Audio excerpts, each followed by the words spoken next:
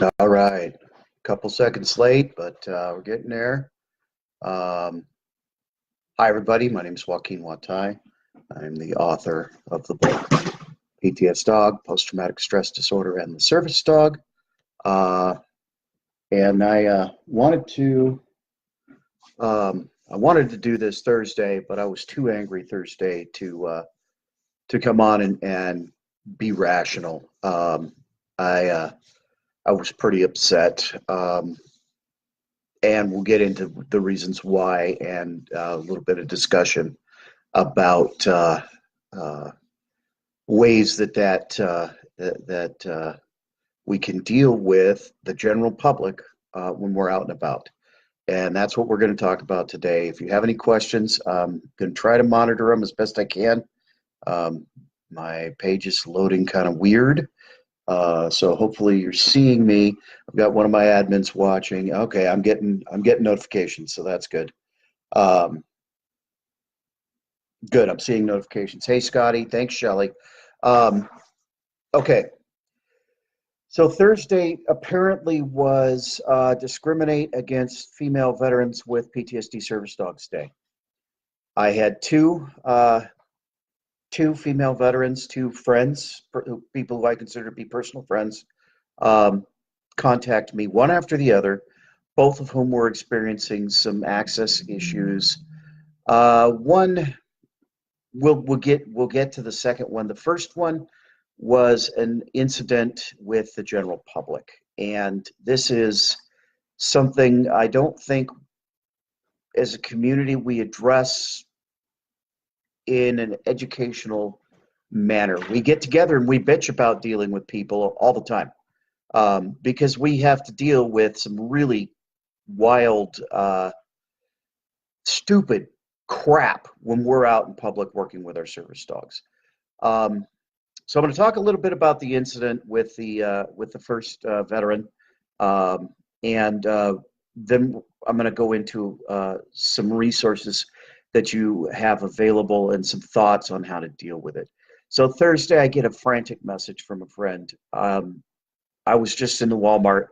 This guy, you saw me write a post about it. I was just in the Walmart. This guy was aggressively making direct eye contact with my service dog, growling and baring his teeth at the dog. When I turned around, saw what was going on, I went to correct the dog. He barked one time. I immediately redirected him, corrected him, got him refocused. But I'm scared to death that I did something wrong. Is basically her message. That's not verbatim, but that's basically what she said. And man, I'm going to tell you, I was livid. I was livid that this poor woman had to deal with this, first of all, and then I was upset because that whole situation set up an occurrence where this poor lady was basically terrified that she had done something wrong and was going to lose the right to public access with her service dog. And I addressed it in the post. I addressed it directly in the post. First of all, she was absolutely 100% well within the law. The ADA says specifically that if a dog barks because it has been provoked, it is not out of control. Okay?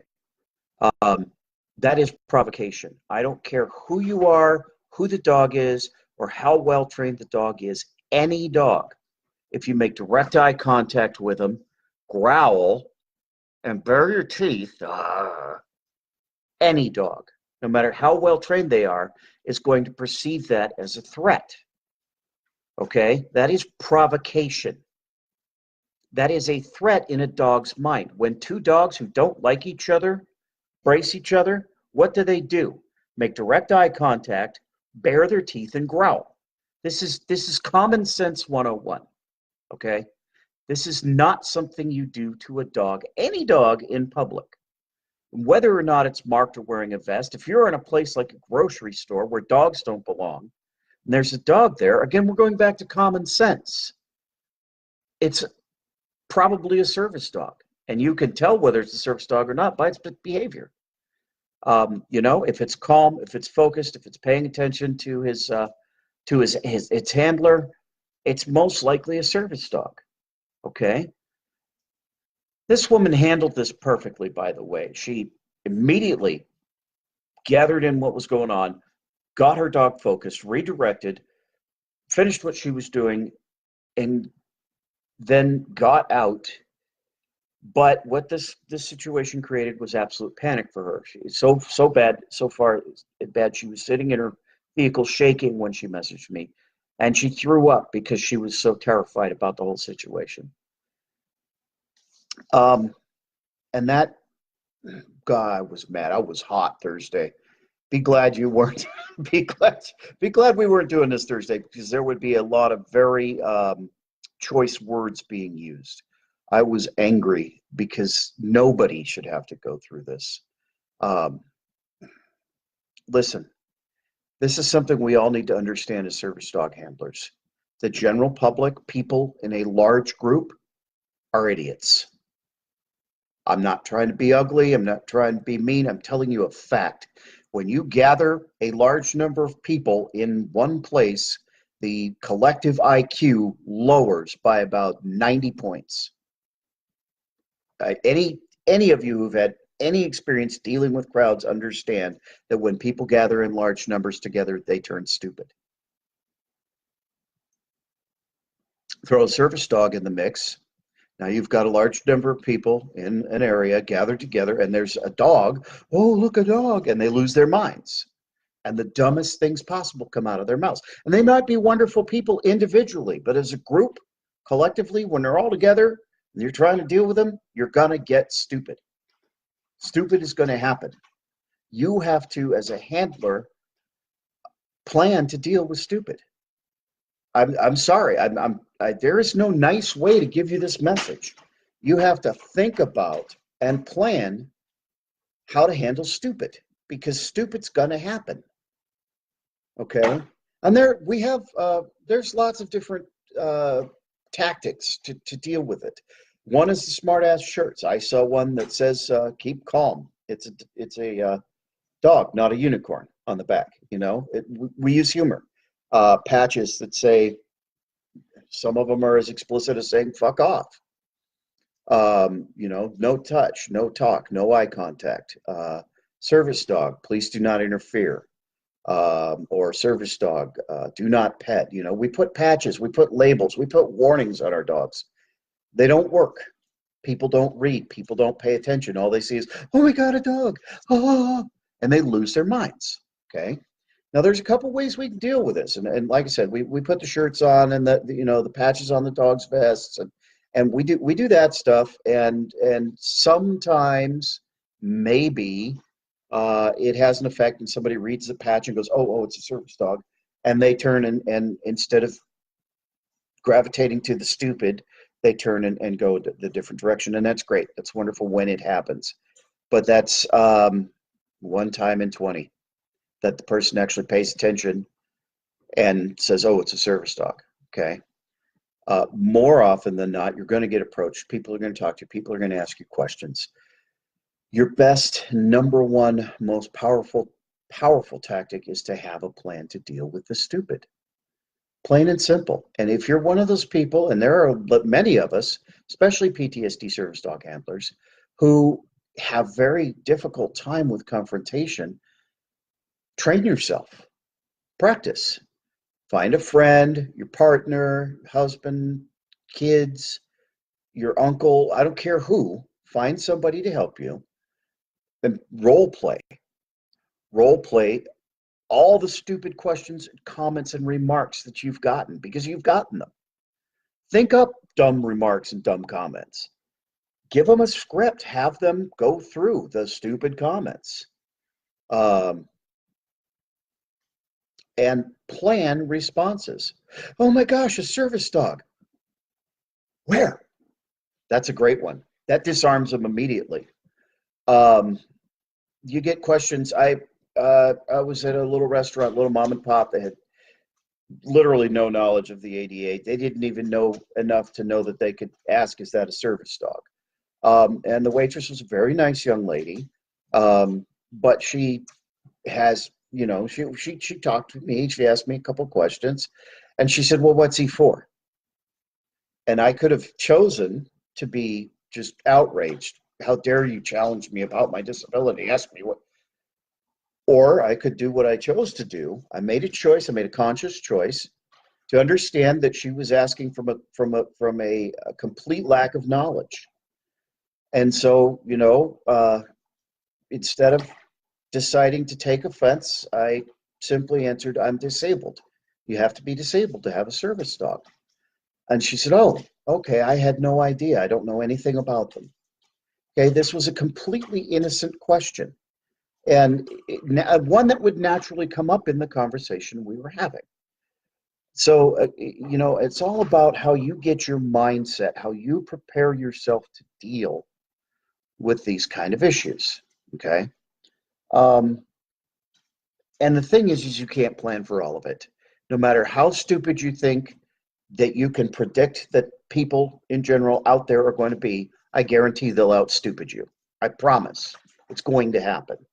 Um, so you have tools and you have weapons. Your number one most powerful tool is as thorough a knowledge as possible of the ADA, of the service dog laws. And I link it, provide the link frequently, explain the references from the document all the time. I mean, this is bread and butter right here for the PTS dog page. This is one of the most uh, powerful pieces of information you have at your fingertips, and that's simply the Q&A, which I just dropped the link to in the chat, from the Americans with Disabilities Act homepage. That really breaks it down and explains it to handler, to business, to general public, to anybody alike. Okay, but that does not honestly, who's governed by that piece of legislation is service dog handlers, disabled people who handle service dogs, and businesses, not the general public. You can give them the knowledge, you can share the education with them. At this point, I almost have this document memorized verbatim. But again, this is really when a business challenges you upon entering, and certain situations. That's what this document gives you information on: hospitals, transport in an ambulance, those kind of things. But there's no law protecting disabled handlers from the general public as far as federal goes. Okay. However, many states, not all of them, but many states do have state laws regarding interfering with service dogs that are working. Okay. So this is another resource I'm going to drop for you right now. I'll drop the link. This is pretty accurate. I always recommend, if you're going to access this document, or this list, that you click the links for each state, because usually it links to the law in its explanation, and go to the state's laws and read the laws. Double check. And the reason I say that is not because the document is inaccurate. It's because they update it as frequently as possible, but laws change on a daily basis. So you could scroll down, and it's a table, and it's best to look at it on a laptop or a computer, because it's a table, and it's kind of a pain in the butt to expand and on your phone, but you can read it on your phone. But many states make it a misdemeanor, and in some cases a felony. Just depends on what state and what the person has done to interfere with a working service dog. Understand what your state laws are. Now, I'm not saying every time somebody asks you a question, start spouting the state law at them. What I'm saying is, in a situation like the handler had on Thursday, where this guy was menacing her service dog, there is a law in her state. We looked it up, and the actions he was taking was blatant interfering with the service dog, and she did have legal recourse should it become necessary. There are tools out there. Not all states, unfortunately, but there are some, many states that have protection for you if it comes to that. Let's talk a little bit back. Let's back up a little bit to the ADA and talk a little bit about that. You've got to remember that the point of the Americans with Disabilities Act is to protect the civil rights of disabled people to equal access. And a lot of people think, well, you get to take your dog everywhere. You think you're special. No. The service dog legally is classified under the ADA as durable medical equipment, same as a wheelchair or a cane or hearing aids or an insulin pump. It's a living being, yes, but its legal classification and protection of the handler to use it is as durable medical equipment. So when somebody says you can't use a service dog, that's the same as telling somebody in a wheelchair you can't use that wheelchair, or somebody with a prosthetic, you have to take your leg off, you can't use that. It's the same thing, okay? Legally, that is considered the same, and that is discrimination. But again, it doesn't, the general public is not ruled by that law, okay?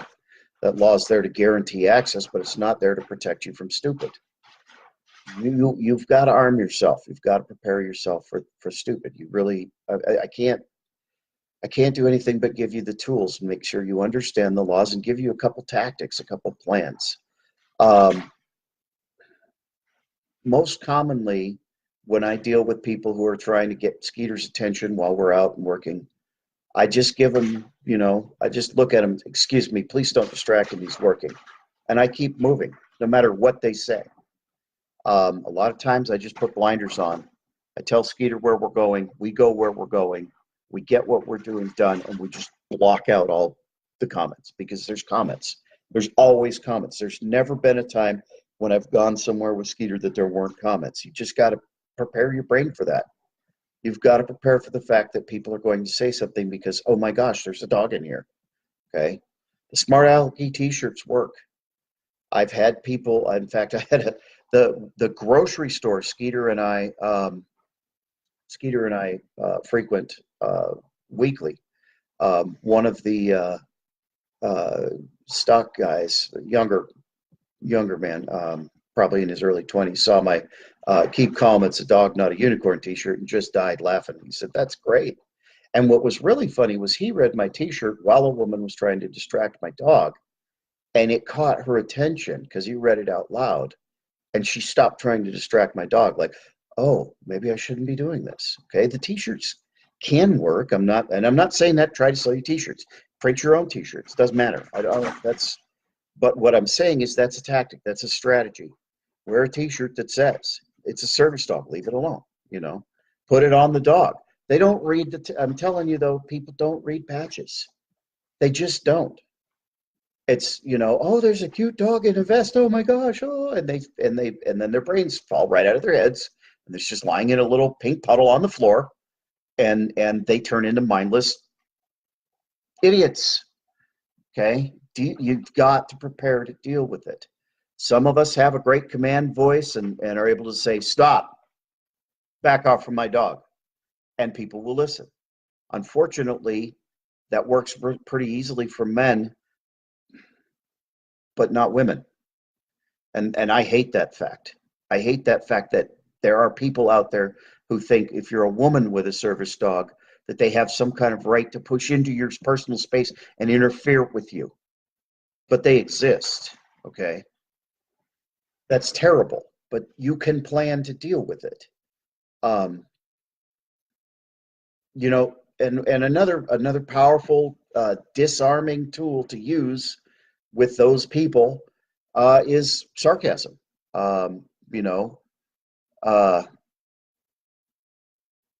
Sarcasm is a great tool. And again, oh my gosh, a service dog. Where? That's a great response. Oh my God, there's a dog in here. Really? Where is it? That works. That disarms people. Okay. And we're talking about general public. We're not talking about if a store employee comes up and asks you, is that a service dog? Okay. You have obligation under the ADA to respond correctly to that question. Okay. We're talking about the general public here. Being factual works. That's a tactic I employ a lot of times. just being real matter of fact. Excuse me, ma'am, please stop trying to distract my service dog. He's working. And that's it, period. No discussion, nothing. I just shut them down. Excuse me, please don't distract him. He's working. Done. But you get those people who pull shit like what happened on Thursday to my friend, and who just apparently do not have a brain in their head.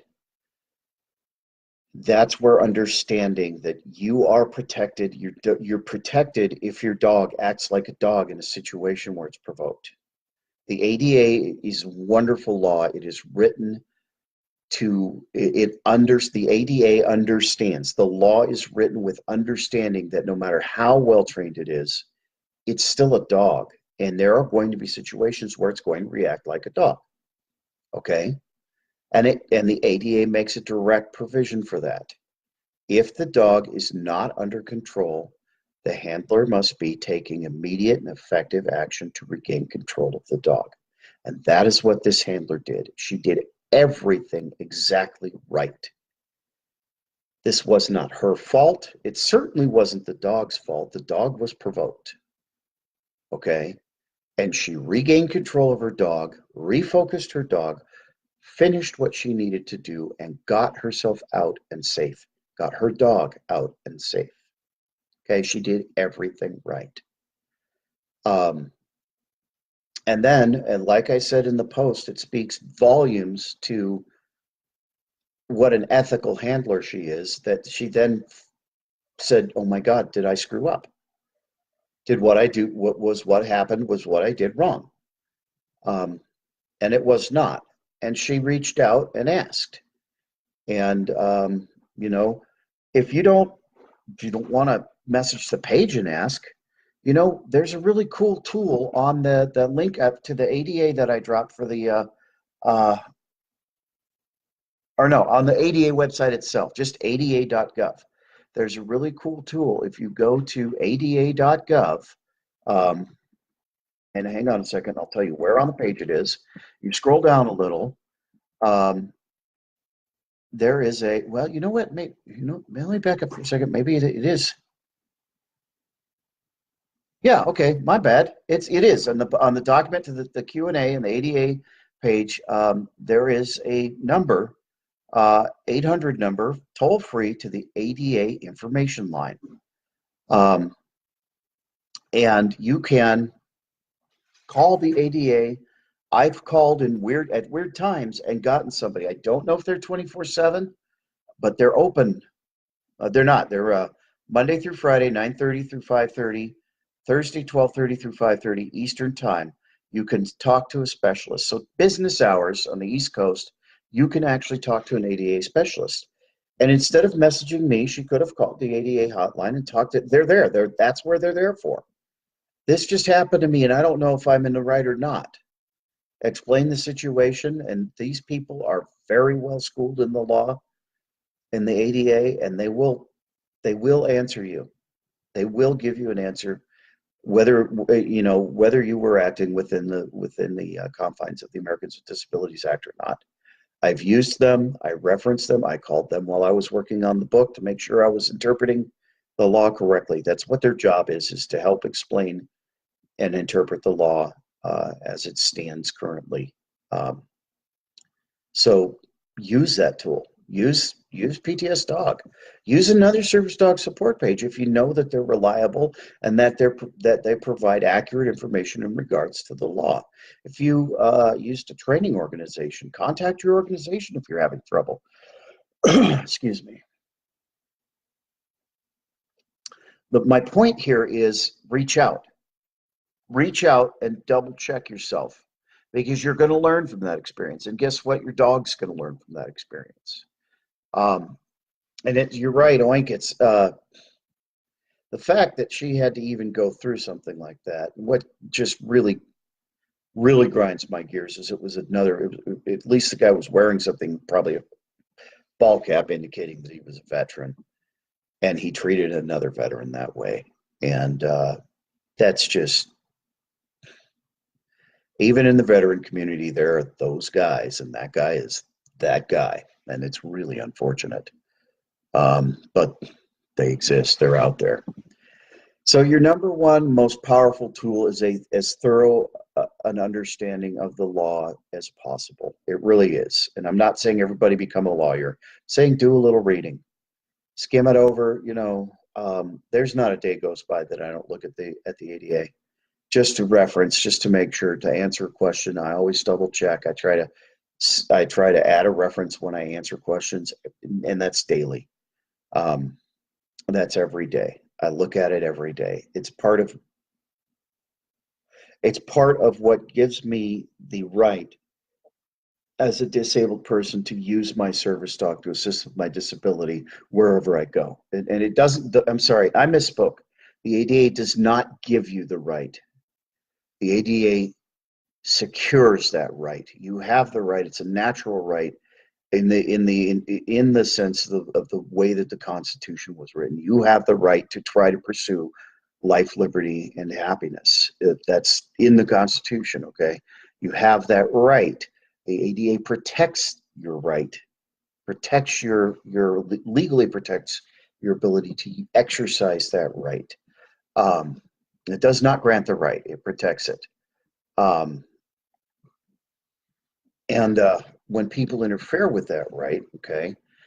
Now remember a couple of things when people are messing with you and messing with your service dog. Um, Remember that the ADA is a civil rights law. So when people start interfering with you and your service dog, there's potential there. And I'm not a lawyer, but I'm giving you my opinion about my reading of the law. There is potential to look at discrimination because of your disability, which is illegal. Okay, it's just as illegal as discrimination because of the color of your skin. Okay, and you have the same legal protections at that point because you're being discriminated against because of your disability, um, that you would if you were being discriminated. It's because of the color of your skin. It's just as illegal. So you do have, and here we're getting into things like this one restaurant will not allow any service dogs in. Okay, we're then at that point that restaurant is discriminating against the entire class of people, and that is blatantly a violation of the civil rights of disabled handlers. The same way it would be a violation if they didn't allow black people in. It's exactly the same. Different reason, same discrimination. Okay, so at that point, the Department of Justice is the place to go.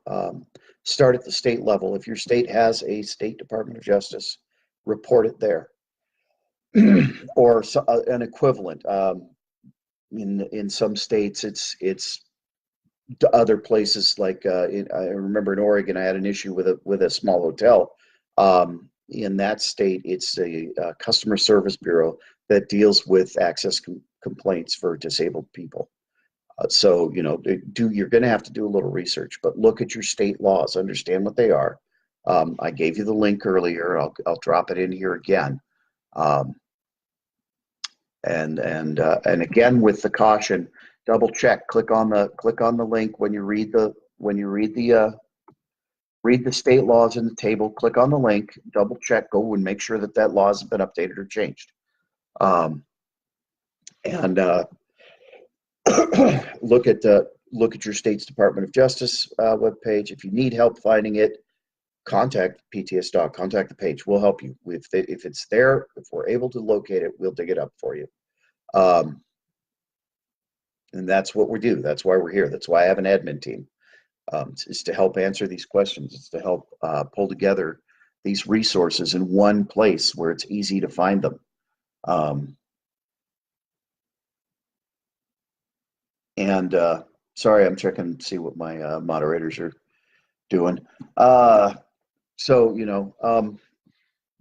Okay, let's talk about the second incident, which was another female veteran with service dog. And this is a tougher one.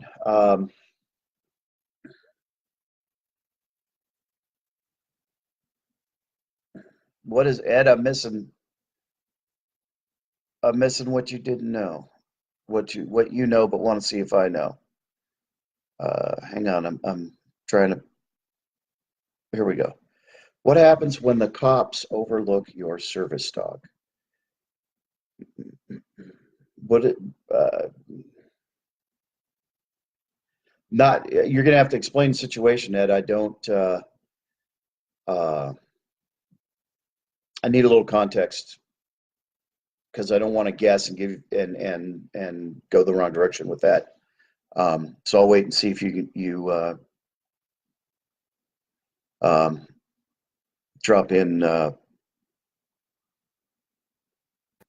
little more information. Listen, when you're dealing with the police, first of all, if it is a misdemeanor in your state to interfere with a service dog, and somebody's just pushed you to the point where that's it, you're going to call the police. Understand that the police may not have much education about service dogs. So if you do know your state law, keep it bookmarked in your phone or whatever your method is, so that you can refer to it and show it. I'm going to tell you that a lot of times the police are not going to do a darn thing. I'm sorry, that's just reality. A lot of times the police won't step in because they don't understand the law. They don't know that there's a law. A lot of times you're training the police. You're driving down the road and get pulled over by the cops. Okay. Well, they should overlook your service dog, unless they're arresting you, in which case they will probably either allow you the opportunity to make arrangements for somebody to pick the dog up, or they'll call animal control. The cops should overlook your service dog. Just because there's a service dog in the car doesn't mean that in my opinion, I mean, I guess I'm not understanding the question. As far as I understand, I mean, I've been pulled over with Skeeter in the truck, and the cop was like, "Cool, nice dog. Let me see your license, registration." Okay. Skeeter's not protective. He doesn't bark at strangers. He's trained. Okay. And so the police officer has no reason to, because Skeeter's not indicating aggression, the police officer has no reason to perceive him as a threat. Okay. But yeah, the cops should overlook your service dog. They should. Oh, there's a dog in the car. Okay, I still need your license and registration. At that point, it really doesn't matter if it's a service dog or not. It's a dog that's not acting aggressively. Then the officer, of course, there's a 100-pound dog in the back seat of my truck. The cop's going to be a little leery, right? There's a 100-pound dog in the back seat of my truck, but that dog is not behaving aggressively in any way, shape, or form. In fact, his tail's going 90 miles an hour because he likes people. So he's not a threat. He's obviously not a threat. And yeah, the cop should overlook your service dog. Shouldn't be an issue. But on the other hand, if you're calling the cops because somebody won't stop interfering with your service dog, be aware they may not understand the state laws. Okay, you might have to explain it to them, and that's just unfortunately, there's so many laws that the police officers have to learn and know about that some of them get looked over because they're thinking more about the laws about traffic violations, drug violations, things like that. Their minds are on that, not on this guy's harassing a service dog. Okay.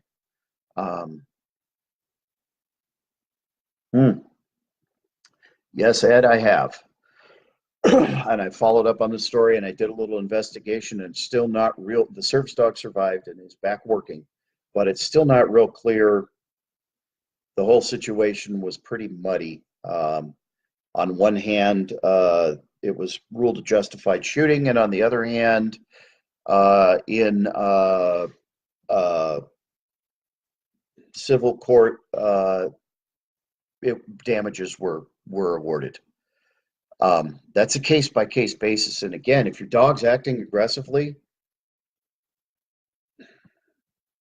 unfortunately, the police officer has to, for his protection, perceive that as a threat, which is part of why the Department of Justice frowns heavily on protection training for service dogs.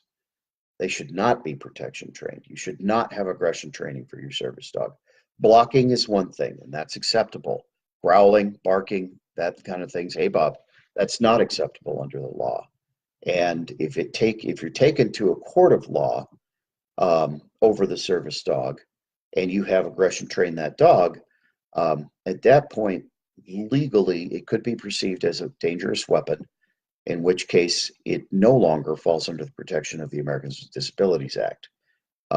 That's a discussion that's gone round and round, and we've seen some ugly words said over that. But the bottom line is, if I trained my 100-pound dog that's in the back seat to growl and bark at strangers, and he does it at a police officer who has stopped me and pulled me over, at that point, that police officer is well within his rights to perceive that 100-pound growling, barking, snarling dog as a threat. Same as if I pulled out a knife or a gun. The dog can be just as dangerous. Don't protection train your service dogs. If your service dogs do get protective in that kind of a situation, control the dog. Tell the officer, please let me calm my dog down. Follow the officer's instructions. Please, by all means, don't just jump in the back seat and start grabbing the dog. Follow the officer's instructions, but be aware that the officer is probably not aware of service dogs. Yeah, Ed, and yeah, I've read of a couple incidences. Look, if you're in a situation where you're dealing with the police, you need to be as gracious and conciliatory as possible, because most cops are going to perceive a dog as a threat, service dog or not. Unless you're in a situation where you're calling the police because somebody won't stop harassing your dog and it's illegal in your state, in which case you're probably going to have to educate that police officer, because I can almost guarantee they don't know that law. And in a lot of places, they won't enforce it anyway. That happens too. But you still have the possibility of civil recourse. So, you know, that's on the table. Now, the cop may not know the law about harassing a service dog, but harassing you. How do you train the service dog not to protect by growling, barking?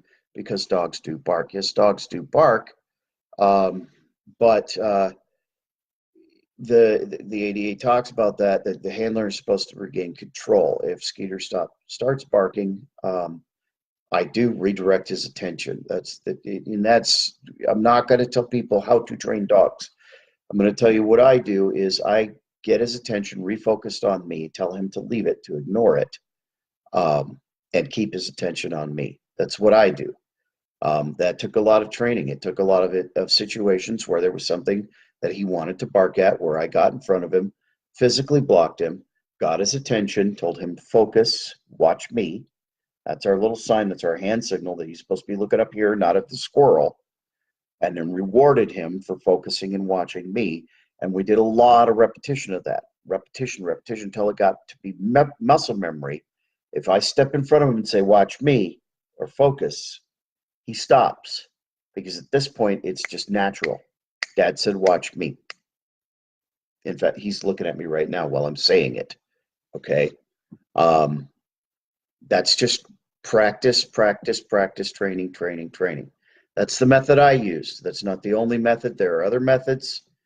That's the method I used. But the point is that what the law says is if the dog is out of control, you must take effective, immediate action to regain control. Okay. I want to move to the, thank you for the questions, and please keep asking them if you've got them. The admins and I will go back through, make sure that we address any that we didn't get to, but I want to go to the second veteran who got discriminated against on Thursday, second female veteran with her service dog who was discriminated against. And I want to address that because it's a completely difficult and It's a completely different and much more difficult situation because it involves the Department of Veterans Affairs. Listen, even in that Q&A that I linked you to, it says that the Department of Veterans Affairs does not fall under the Americans with Disabilities Act. Okay? Yes, Ed, you're right. If you're all worked up and your dog feels it, it's hard to get the cops to stand down and give you the chance to control the dog. You're absolutely right. It all comes back to the time that you spend working with your dog to get to the point where you're able to not get all worked up or to get less worked up, to remain calmer. This is a tough process. It's a process, and it's some of us it takes years and years, and some of us never get there.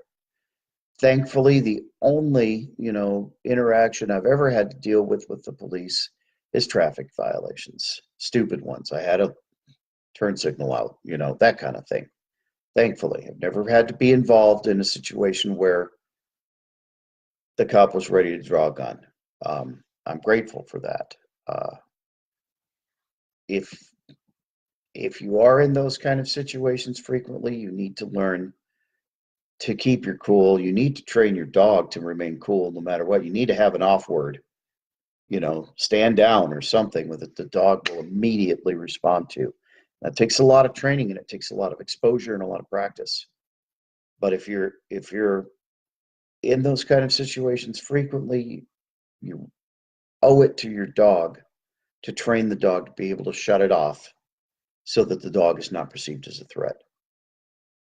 That's my opinion. It's not law. That's my opinion. You owe it to your dog. Then that's tough. Ed, you always bring out the tough questions with me. Appreciate it, brother. Okay, let's talk about the VA. The VA does not fall under the Americans with Disabilities Act. It's a wonderful aspect of the federal government that they don't have to follow the very laws that they enforce. However, the VA does have a policy for access to service dogs on VA property. This is a copy of it. It's called VHA Directive 1188. It was published in August 26, 2015. I do not know if this is the most up-to-date version of this. It's kind of difficult to find sometimes. Nice. Stevie Oink, good point. Good point. Communication to the police that he's a service dog and that you're having a bad day might give you a second or two to gain control.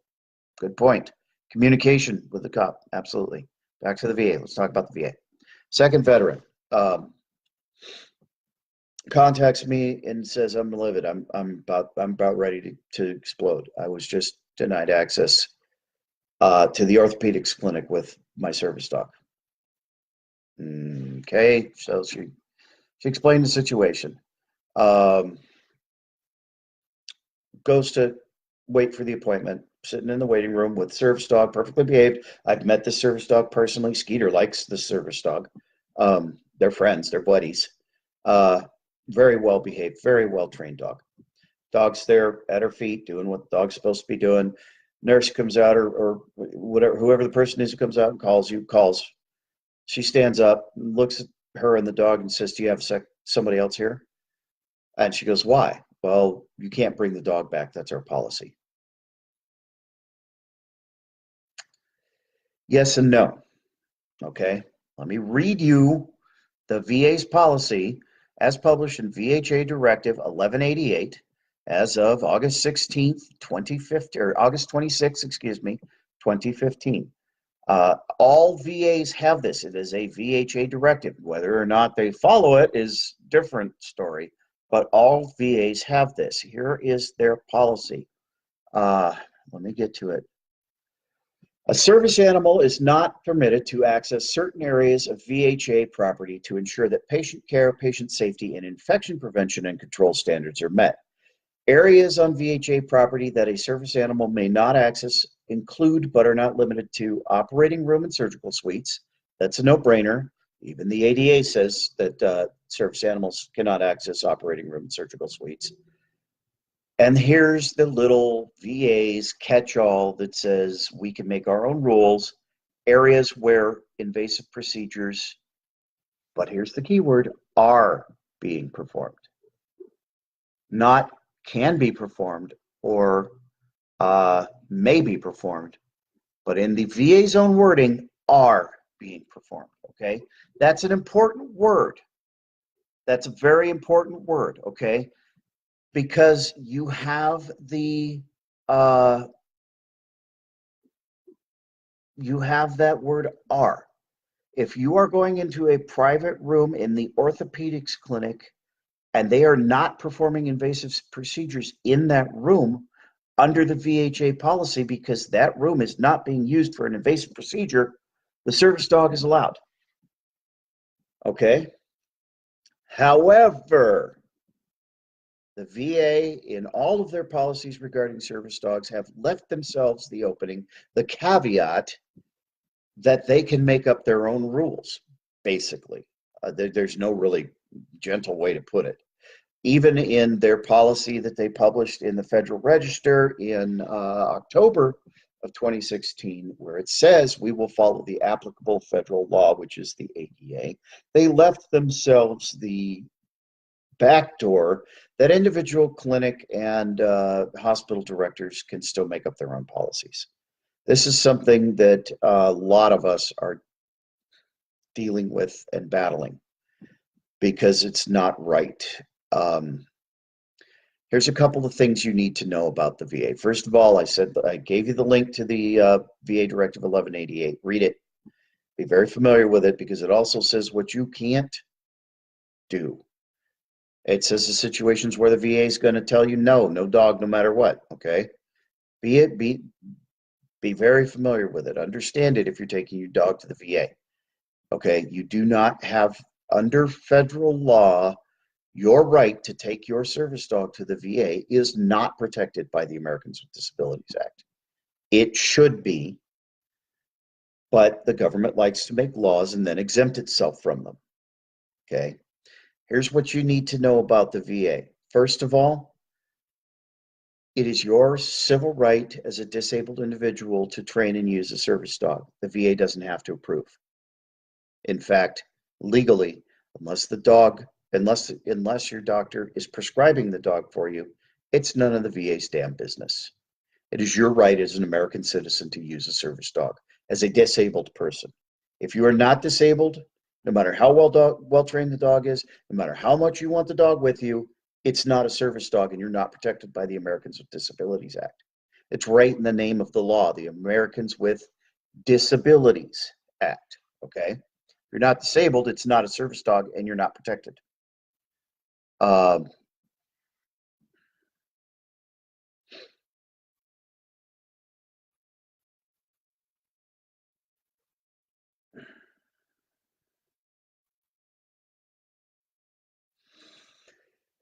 Good question, Ed. And it goes back again to individual VA properties. Ed is asking, if you're there and you're on your back and you can't control your dog, who's there to do it? Well, it's the same. It should be the same as what the ADA talks about in a civilian hospital. If you're in, the hospital, you just broke your leg or something, you have the right to have your dog with you under the ADA. Under the VA Directive 1188, you should have the right to have your dog with you unless we do stitches back here in the ER, so we don't let service dogs back. I've had stitches with Skeeter on the opposite side of the table from me, comforting me because I'm terrified of needles, says the guy with all the tattoos. Yeah, how brains work. Skeeter butted his head up under my hand and made me pet him while the doc was stitching me up. This particular doc, a very cool ER doc, happened to be in rotation at the VA hospital too. And he was really cool. And he was like, man, that dog's amazing. And I'm saying, this is the first time I've ever had stitches where I wasn't freaking the fuck out. because there was Skeeter saying, nope, you're safe. It's okay. Doctor's taking care of you.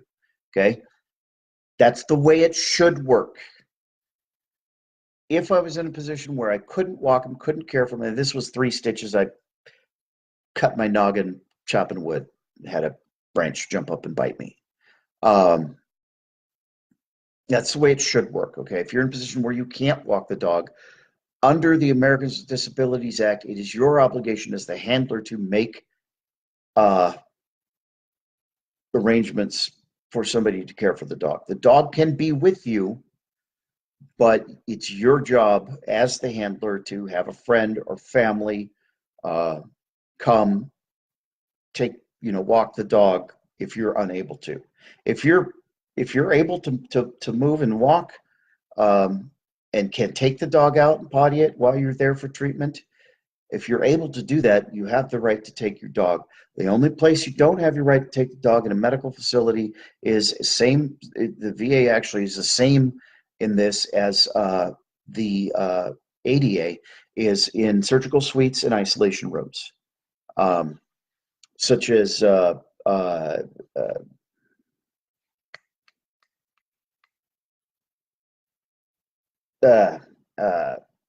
ICU. You can't take your service dog into the ICU. And that's simply because if you're in the ICU, usually there's some severe concerns of infection risks and stuff like that.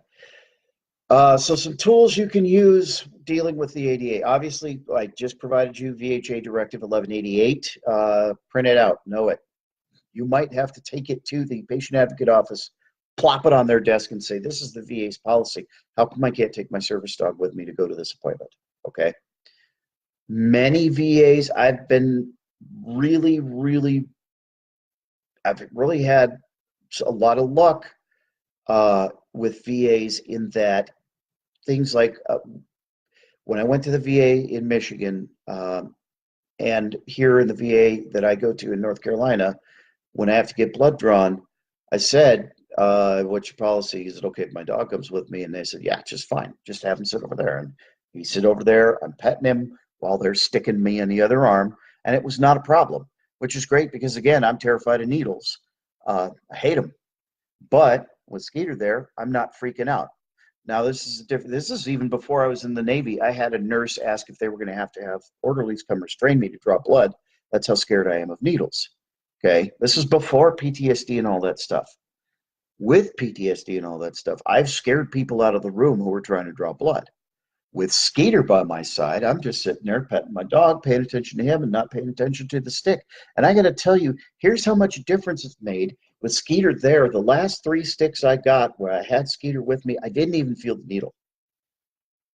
And that attests to the skill of the phlebotomist, absolutely. But I think it also attests to the power of having my service dog there to keep me focused on him rather than what's going on, on my other arm with the needle.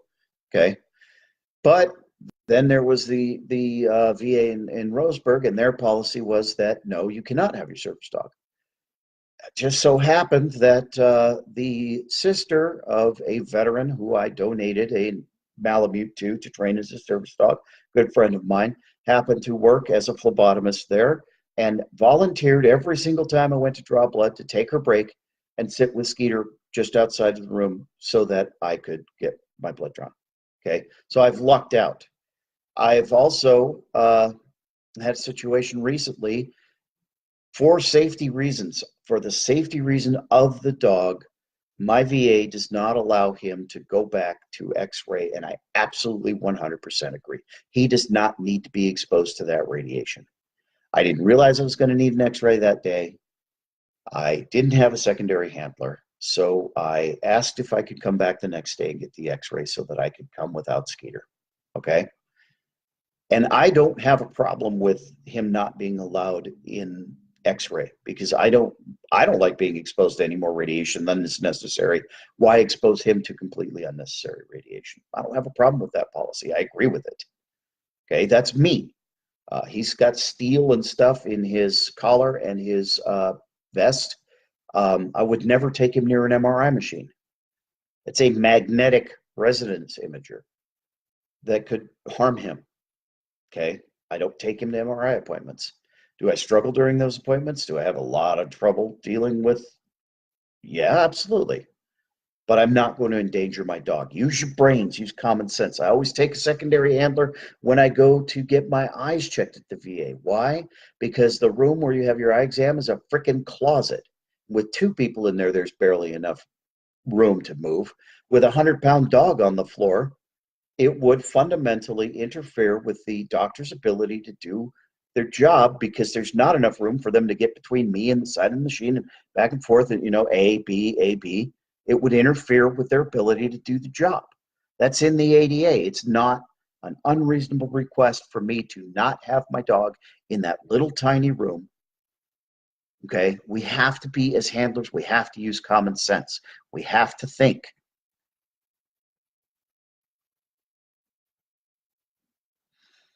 Right on. Yeah, Ed. Ed takes a brother for backup as a secondary handler.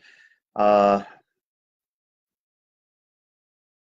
Matthew, hey, that's great. That's great that you don't have any issues at that clinic. So that's fantastic. Um,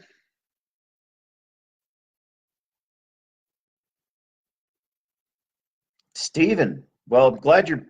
I'm hoping you're home. Hope things are going better with the blood clots, and that's fantastic that the VA in Gainesville, Florida, accommodated you and allowed you to keep Tank with you. That's fantastic. It's getting better. You know what? These are great stories to see because what we're seeing is it's getting better. But we still have these VAs where, oh, well, we don't allow service dogs back here. It's still out there. Um, it's slowly but surely getting better. The things to remember: common sense on our part, absolutely, Matthew. Yes, common sense on our part, number one. Number two, know the VA's regulations. Understand them. The one thing that is the most powerful tool you can use, and I've done it with the VA, is reading their own policies to them. Okay? That has cleared the way and changed local policies because I printed out VHA Directive 1188. I printed out the discussion of the directive from the Federal Register. I read to the VA directly from the quotes from the national policy and said, why aren't you in compliance? Do I need to get a hold of the Inspector General to find out? Things change when you use their own rules. Okay? They don't fall under the ADA, but the general policy is that they will follow the applicable federal law. That gives them wiggle room to choose which federal law is applicable, the ADA or the Rehabilitation Act of 1973. The Rehabilitation Act of 1973 gives far more power to local clinic directors to make their own policy. That's the problem. They can choose which federal law is applicable. That's their little back door that they gave themselves. We're working on it. Ed, you're absolutely right. Veterans, it's up to us to band together to keep us safe. Follow up on the female veteran who was denied access to the clinic. She has a new appointment on Monday. The patient advocate is approaching the issue with the clinic, and their solution at that VA hospital is that each clinic is going to have one room set aside where they will see and treat service dog handlers so that the dogs don't go into any of the other rooms. Now, their excuse is sterility. The other tool that you have, and I don't, let me see if I can pull up the link for it real quick and drop it in. The other tool that you have is the CDC's contamination and sterilization disease transmittal report. And let me see if I can get this to open. I'm trying to broadcast to you and use the computer to do that. Well, that's not the right document. Hang on. Service dog legal resources. By the way, all of these legal resources, except the 1158, because I haven't added it yet, are in documents in the group, PTS Dog group, in the files. It's a list of legal resources for service dog handlers called Service Dog Legal Resources. It's all there in the um, files section of the PTS Dog group. The references are also included in the book, in the back, in the appendix, I think, if I remember correctly. Yeah, almost all of these references that I'm giving you are here in the back of the book. Remember, too, though, that laws change, and the laws change capriciously in some cases. So don't, it always pays to double check. Okay, the CDC guidelines. This starts at page 122. This is their whole infection control report. So there's a lot. It's a big document. But page 122 specifically addresses infectious the dangers of infection with a service dog present. And what it says is, unless you're in a sterile environment such as an operating theater or isolation room, there is no increased risk of infection with a service dog present. That's specifically literally what it says. And the reason is real simple. If you walk into that room, if you don't have to scrub in, you walk into that room in your street clothes, all the same possibilities of infection are just hanging off your clothes. If you're a dog handler, there's hair on you. Don't care what breed it is. All of them shed. Okay? So you're already carrying the same bacteria, same stuff that your dog has. So, you know, that argument, well, it's to maintain sterility. If you're wearing street clothes in there, then that's absolute bullshit argument. The CDC says so. Even the Department of the Veterans Affairs has to accept the CDC's ruling on sterility regarding service dogs. The Centers for Disease Control is the subject matter expert in the United States. All medical facilities accept the CDC's rulings on these kind of things. You can use that with civilian hospitals too, not just the VA. There's another tool. There's another tool. There's another resource right there. Okay. Well, it's not sterile. You know what? If I'm in street clothes and you're in street clothes, we aren't either. Okay. Plain and simple. The argument has been ruled ridiculous by the Centers for Disease Control. So there's another tool for you.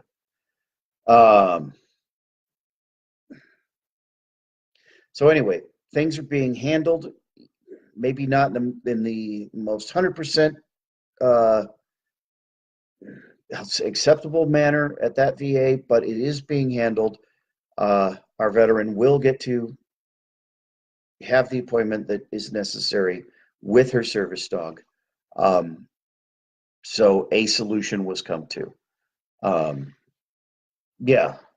Make sure your dog's up to date. Absolutely, Ed. Your dog does need to be up to date on shots. The 88 even says that. Your dog needs to be clean. I mean, if your dog's covered in mud, again, common sense, folks. We have responsibilities as handlers too. The ADA says the dog must be clean and well groomed. That doesn't mean it has to have a fresh haircut. It means run a damn brush over your dog once a day. I have to do it once, twice, 3 times a day with my Alaskan Malamute because he produces this daily. It's just common sense. Okay, we look, especially veterans at the VA. 90% of the problems that service dog handlers have at the VA have been caused by ourselves. Okay, we did it to ourselves by not being responsible. Maybe not each one of us individually, but collectively, just like dealing with the issues with the general public, veterans grouped together in a large group can be just as stupid as those individuals out there, the civilians. Okay, we did it to ourselves. So it's up to us to fix it. And the number one way we do that is education, is making sure we understand the laws, that we understand our responsibilities that go along with exercising our rights under the Americans with Disabilities Act.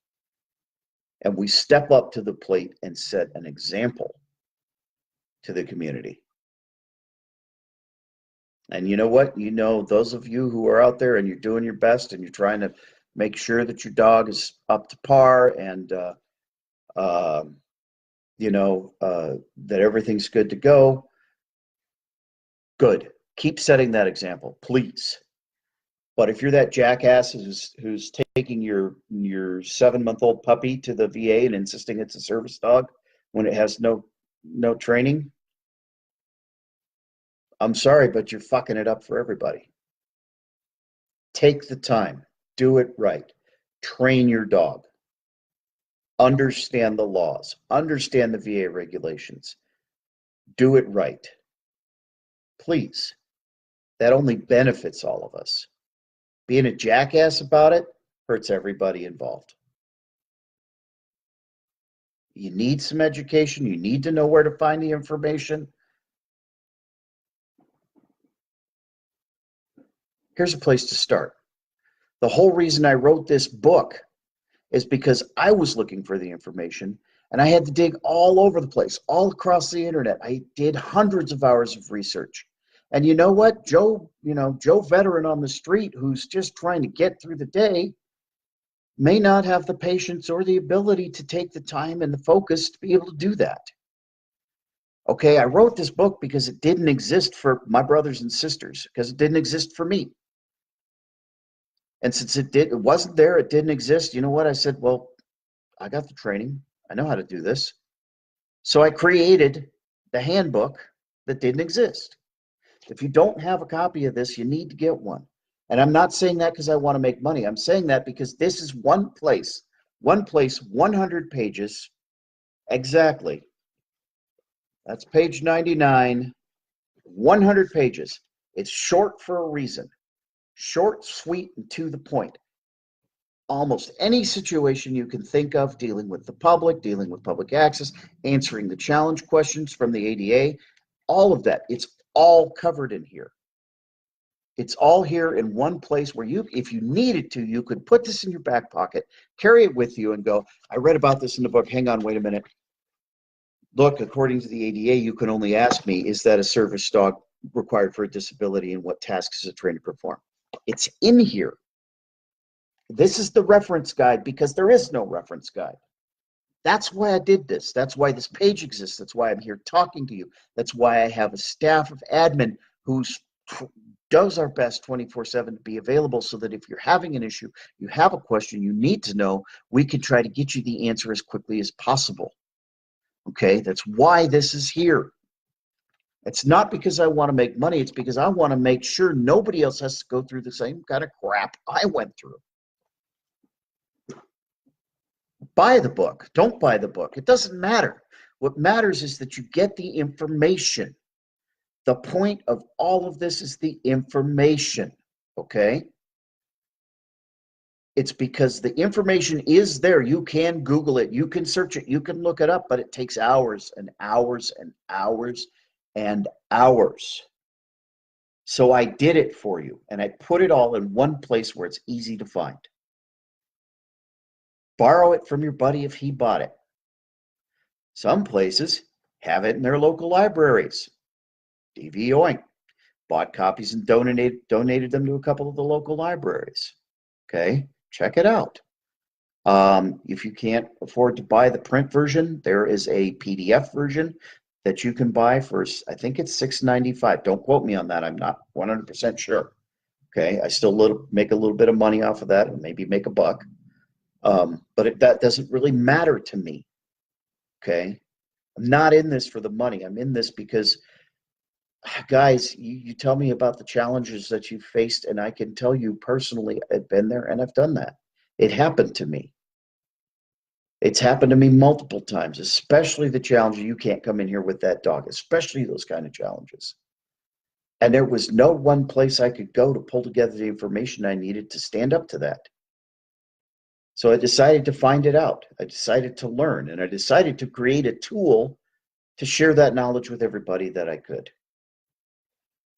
If you want to buy the book, there's a couple of ways you can do it. You can go to the publisher's website, booklocker.com. You can go to amazon.com, and the book is there.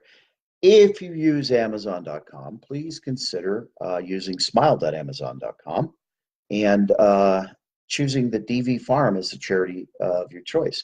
You still purchase the book for the exact same price. Amazon donates a very small percentage of that price to the DV Farm. Well, if hundreds and hundreds of people do this, that small percentage adds up and it becomes significant and it helps the DV Farm.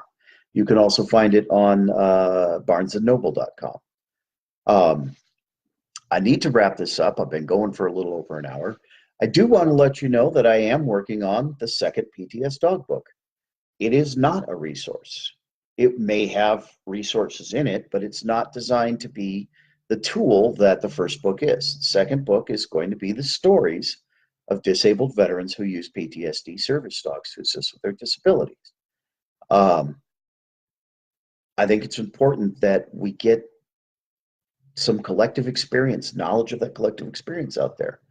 I've already begun interviews with the first subject of the book, and I'm pretty excited to share his story. I think it's got a lot of value, and there's a lot of knowledge there that a lot of us can use.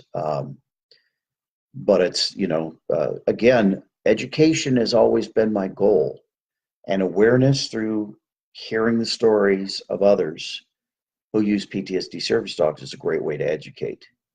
I will continue. I will include resources. I think that the appendix of the second book is going to be pretty extensive because I've learned more since I wrote the first book. I'm even toying with the idea of including the text of the first book in the second book as a kind of a special extra edition kind of thing. I don't know. I have to talk that over with publishers, but it's in the works. It's started. The project has started. I've halfway written the foreword and decided that I hate it and I'm going to destroy it and start over. So the process is there. We're moving forward. Brent, yes, I'm still working on the kids' book. The kids' book project is kind of on hold. I stalled on that, mainly because there's such a wealth of information to provide, and it's really hard to figure out what to pare it back to so that it's palatable, so that it's understandable for children. Luckily, I have 2 grandchildren who I can test it on. But yes, I'm working on the kids' book. I did stall out on the kids' book, but it's still there. I have a draft of it, as a matter of fact. And again, it's a process. Remember, it took me 2 years to write a 100-page book. The next book is being worked on. I am doing interviews. I am working on the book. However, it could take me a while, and then that's okay. It's, I can only control my creative process so far. And it's a process, and sometimes it's painful. Hitting send on the final version of this book was one of the most difficult moments in my life, but probably one of the most rewarding. Skeeter says thank you to everybody for the birthday wishes. Yesterday was his 8th birthday. I don't know, Ed. I don't think I can write it in crayon. My hands, I got the little of the arthritis. He's Army, not a Marine, but Skeeter says thanks for the birthday wishes. He's 8 years old. He is a senior dog. And that brings me to my last point. Tomorrow night, 8 p.m. Eastern, Ed Hunt, who's harassing me in the comments, and I have a very difficult discussion. We talk about the fact that our service dogs are going to die. Something we don't talk about as a community, and we need to, because it's a reality we need to deal with. So please join us on dvradio.net tomorrow night at 8 p.m. Eastern Time. That's Sunday, the 13th of January, 2019, for a very, I felt was an excellent discussion on service dog mortality. That's all I have for you guys. Thank you so much for joining me. Appreciate it. If you have questions, message the page. Somebody will pick it up as quickly as possible. We're always around. That's why we're here. We're dedicated to education, advocacy, and support for disabled veterans who choose to use PTSD service dogs. And, quite frankly, the laws are the same whether you're a veteran or not. I will answer questions for anybody who comes to the page with questions about service dogs. And if I don't know the answer, I'll find it. Thank you much. Have a great weekend. Don't forget Barracks Talk tonight at 9 p.m. on dvradio.net. Catch you all later. Thanks for joining me.